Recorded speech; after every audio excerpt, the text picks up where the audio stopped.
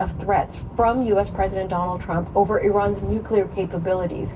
They also follow a third round of informal talks between the U.S. and Iran that failed to produce a diplomatic solution.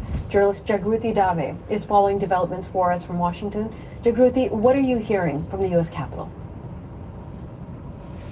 Well, Natasha, we've had a lot of reaction coming in from lawmakers from both sides of the aisle to these extraordinary strikes authorized by the United States President Donald Trump, and the criticism from the Democrats, and there has been substantial criticism, is that essentially Donald Trump has not got approval from Congress to conduct these strikes. They are questioning the legality and the constitutionality of these strikes. Let's listen to get a flavor of what the Democratic position on this is.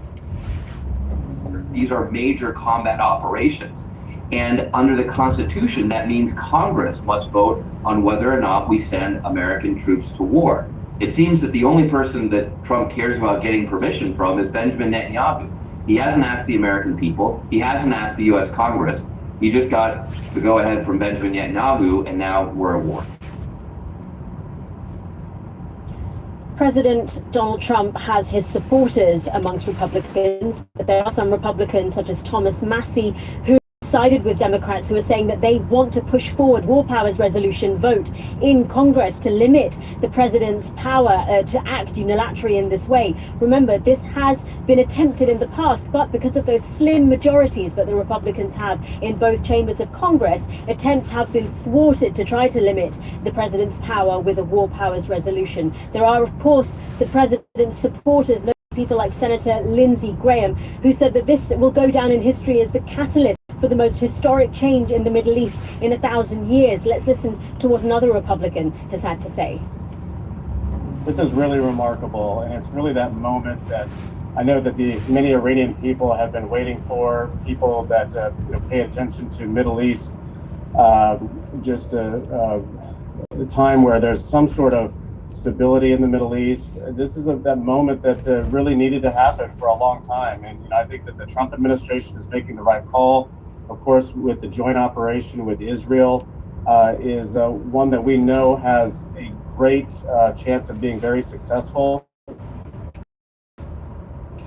Now, House Speaker Mike did say in a statement that the Gang of Eight was briefed in detail earlier this week that military action may become necessary to protect American troops and American citizens in Iran. The Gang of Eight are the top congressional leaders that need to be notified by law if such action as has happened in Iran is to take place. And this was confirmed by the White House Press Secretary Caroline Leavitt, who said that the President Trump monitored the situation overnight at Mar-a-Lago along with members of his national security team, and that prior to the attack, Secretary Rubio called all members of the Gang of Eight to provide congressional notification. He was able to situation understandably, obviously dividing how this United Nations meeting goes, because of course the president did not get in approval, making those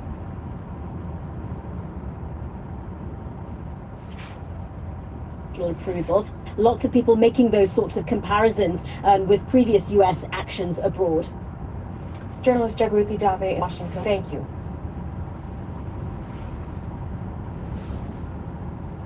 Now, Israel has called its part of the operation against Iran Roaring Lion. Earlier today, Israeli Prime Minister directly to the people of Iran, echoing U.S. President Donald Trump, calling for them to unite and seize control of their destiny. I call upon you, do not miss this operation. It is a once-in-a-generation chance to be beats en masse, to go out to the streets in order to get the job done. And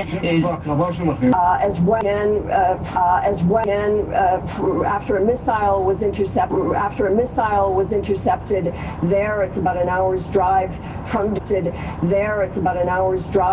from Dubai, and a person was killed when debris fell there.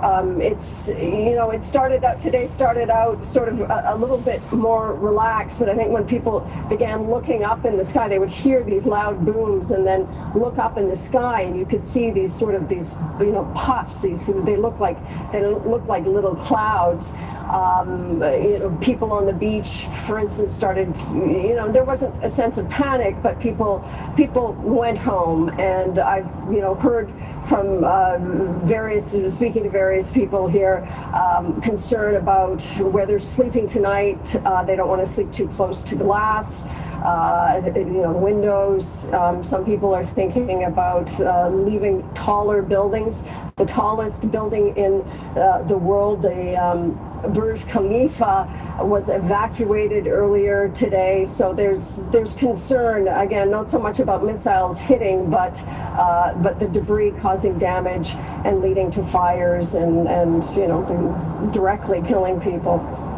And Megan, this is not normally where we find you, but I am truly grateful that you're there and able to report with us today. But have you received any direction as to what to do next?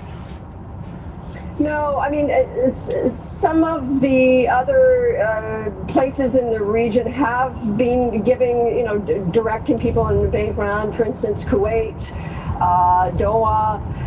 They have been telling people to be cautious. Here in Dubai, there has been a government message just reassuring people that the government is taking care of it, that the United Arab Emirates is doing everything that it can, and it's confident that it can protect the citizens and the many non-citizens who live here. This is, of course, a huge international hub. There are many, many migrant workers from all over the world who live here.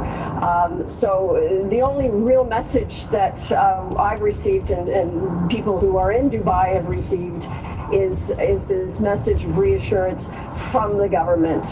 Again, there's not a sense of panic, but certainly people are concerned, and when you can see above you, after you hear these really loud booms, you can see above you missiles being intercepted. Of course, that's not the most reassuring sight in the world. So there's a sense of caution, to be sure, here. And of course, the airspace has been closed. No flights are coming in or out, and there's no sense of when that will be lifted either. CBC's Megan Williams in Dubai. Let's go back to the United Nations for a moment, where Secretary General Antonio Guterres addressed the members of the Security Council, and let's listen into some of what he had to say just a few moments ago. To three areas today: the principles, the facts, and the way out. First, the principles. The UN Charter provides the foundation for the maintenance of international peace and security. Article 2 of the Charter clearly states, all members shall refrain in their international relations from the threat or use of force against the territorial integrity or political independence of any state. International law and international humanitarian law must always be respected. That is why since this morning I have condemned the massive military strikes by the United States and Israel against Iran.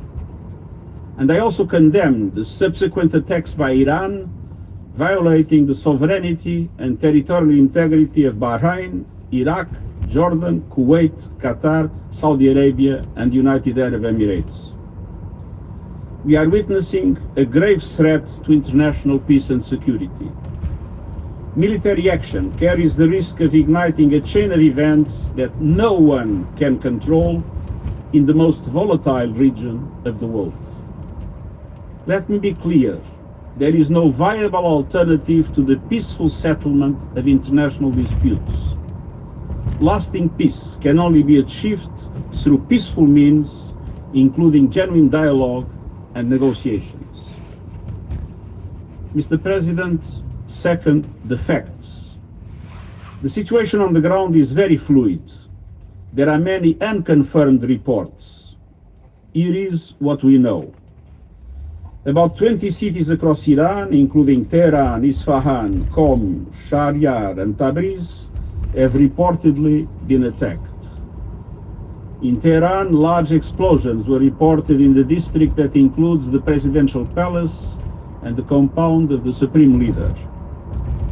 Several high-ranking officials have reportedly been killed, including, according to Israeli sources, Iran's supreme leader Ali Khamenei, that I'm not in a position to confirm. Iran's airspace has been closed and the country is under a near total internet blackout. The attacks have reportedly caused significant civilian casualties. According to Iranian media, an airstrike killed at least 85 people and injured many more at a girls' school in Minab, or Mogan province, and the school in Tehran was also reportedly hit, causing 2 deaths. Mr. President, military action is expanding rapidly across the region, creating an increasingly volatile and unpredictable situation and heightening the risk of miscalculation. According to Israeli sources, 89 people have been injured in Iran's subsequent strikes on Israel, and there were also impacts in the occupied West Bank. Iran has announced that in reaction to US and Israeli airstrikes, it targeted US military assets in the region. These strikes have reportedly hit civilian areas and infrastructure in the countries that I have already mentioned. Indirect impact of falling debris was also reported in Lebanon and Syria. Most Gulf states successfully intercepted the Iranian strikes. However, the UAE reported that 1 civilian was killed by debris from an intercepted missile. In Iraq, there are reports of drone and missile attacks from both sides.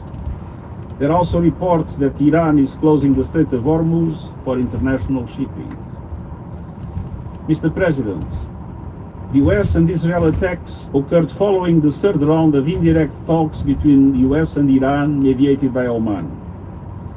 Preparations had been made for technical talks in Vienna next week, followed by a new round of political talks. I deeply regret that this opportunity of diplomacy has been squandered. Mr. President, third, the region and the world need a way out now. I call for de-escalation and an immediate cessation of hostilities. The alternative is a potential wider conflict with grave consequences for civilians and regional stability. I strongly urge all parties to return immediately to the negotiating table, notably on the Iran nuclear program. I note that the US President has reportedly talked with leaders of Saudi Arabia, Qatar, and the United Arab Emirates.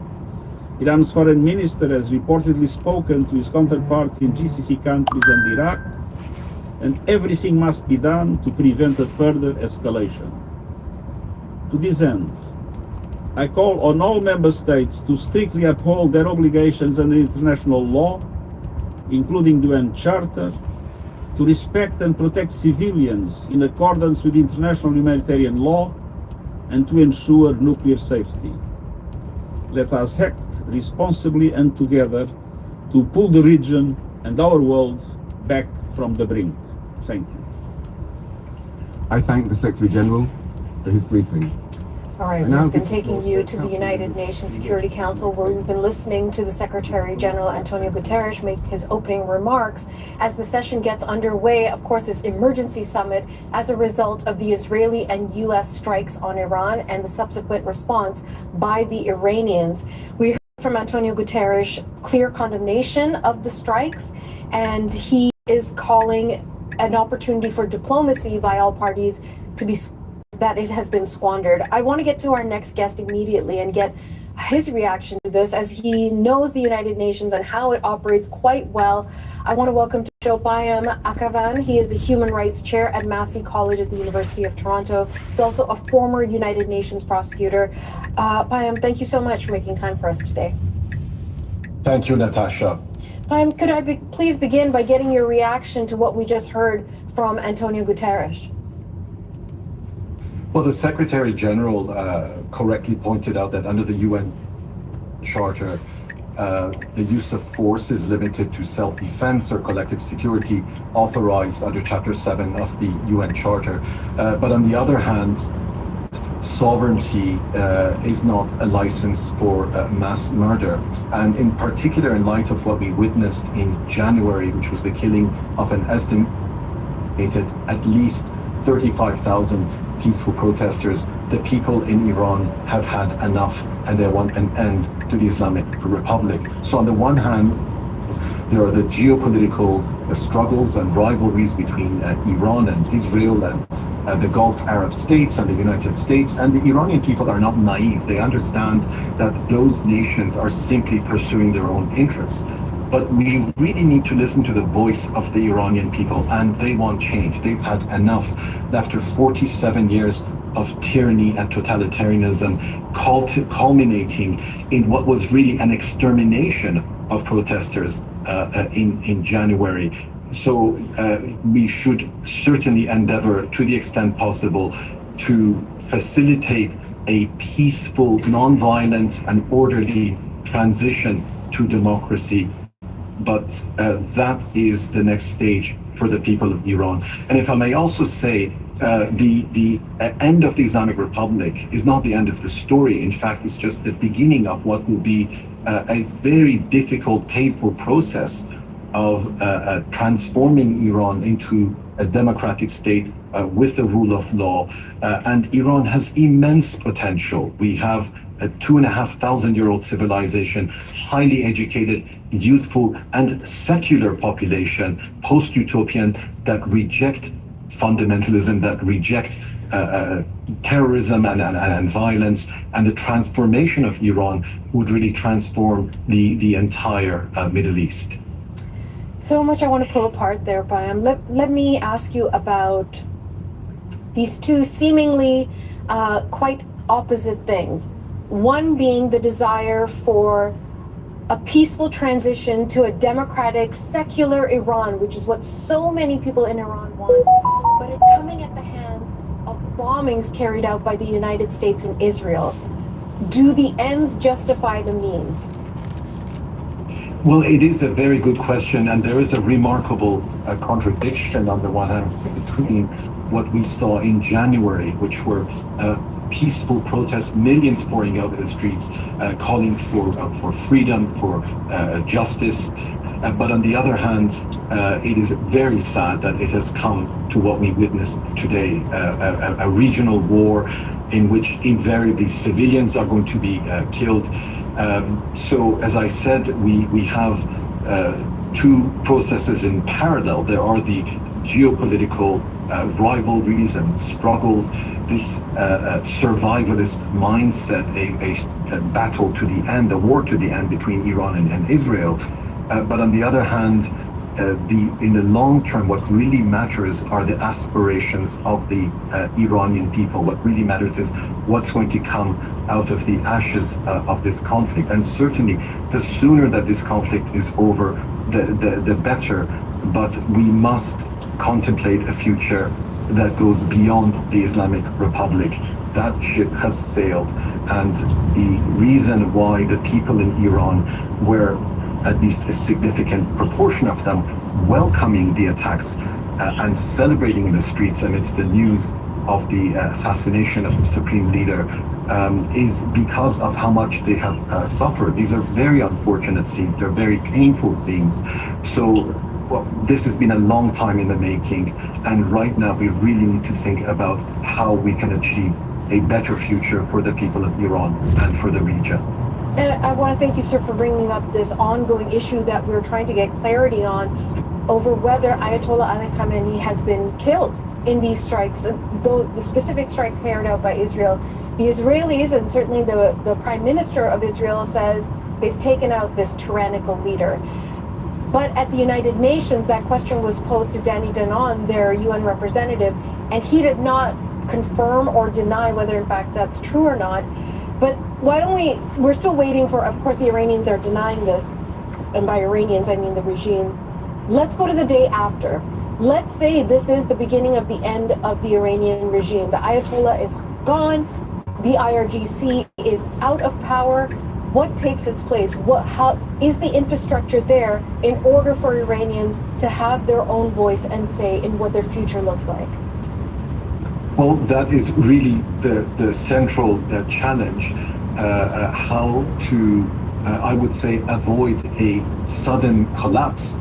I was in Libya after the collapse of the Gaddafi regime in Libya, and everyone was celebrating, but the country descended into civil war. We've seen what has happened in Iraq, what has happened in Syria. So to the extent possible, there has to be an orderly transition. You cannot simply bomb a country into democracy. It's one thing to get rid of tyrants, it's another thing to build a democratic system and culture. So this will be a generational challenge. There will need to be a transitional period in which there needs to be some degree of stability until such time as it will be possible to hold free and fair elections, until such time as it will be possible to prepare a new constitution by popular mandate, to establish an independent judiciary, a democratic legislature, institutions that the Iranian people have not yet experienced, but that is exactly their aspiration. So that is what our focus should be.